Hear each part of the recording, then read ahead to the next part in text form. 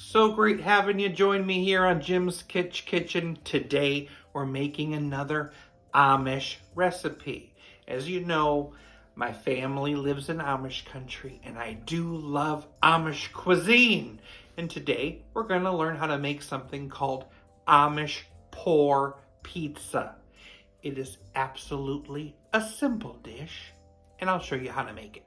I'm going to start with a pound of Italian sausage in a skillet.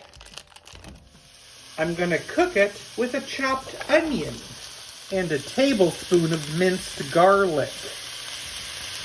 Grab a bowl now, y'all. 1 cup of flour, 2 eggs, a 1/3 cup of milk, and some oregano flakes. Combine to make a batter. I'm pouring that batter into a well-greased 11 by 7 baking dish. Then you top it with that meat mixture. We're going to bake it in a 350-degree oven, but you have to start by baking it for 15 to 20 minutes. Looking good. It kind of reminds me of a toad in the hole. Now I'm going to top it with my favorite cheese. And then we're going to stick it back in the oven for an additional 15 minutes. Here it is. It smells great and I'm excited about it.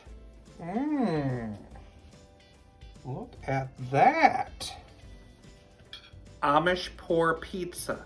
Now they say you can eat it like this, or if you want you could drizzle a little pizza sauce on top now, or you can cut it in strips and dip it in the pizza sauce. I think I'll eat it like this.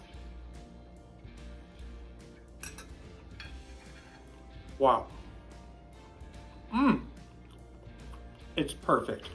I love the oregano in that dough. Comes through.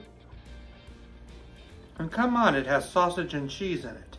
This is a winner. What's the laziest food in the grocery store? Bread. It just loafs around.